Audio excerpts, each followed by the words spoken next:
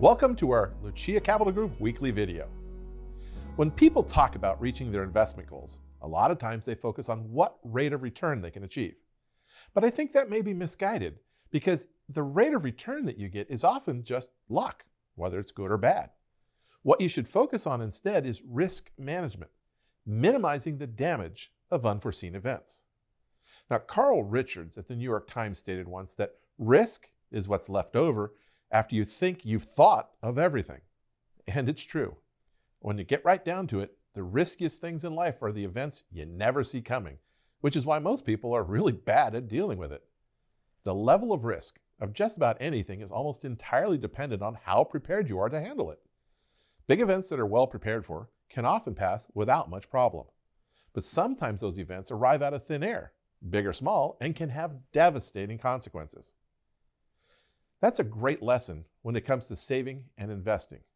There are future economic risks out there that no one knows about. They're not talking about them, so they're not prepared for them. And because of that, the damage will probably be amplified when they happen.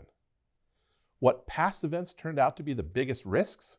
Well, let's see. The pandemic of 2020, the collapse of Lehman Brothers, 9/11, the OPEC embargo of 1973, Pearl Harbor, the Great Depression.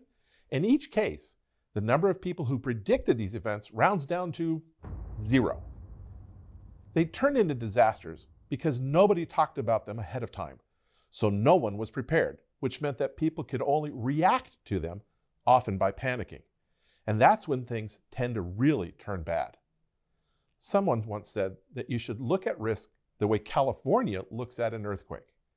Californians know a big earthquake is coming. They just don't know when or where or how big. So the residents have survival packs, extra insurance, and they design their buildings to withstand a quake that may or may not come for another century or more. No one debates the wisdom of that. It's about survival. And now this is why we manage financial risk with a bucket strategy. We don't know what the next market rattling event will be, and we don't know when it will happen. We only know that it will happen.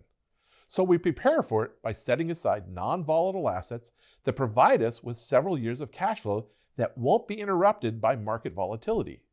Our goal is to minimize any damage to your nest egg and your ability to provide cash flow for yourself in retirement. When you're young, building wealth over the long term often requires taking risk, swinging for the fences, and staying optimistic no matter what. But you have time on your side so that the market downturns don't have to hurt. But keeping that wealth when you're older requires defensive thinking, short-term pessimism, and the ability to survive the disaster.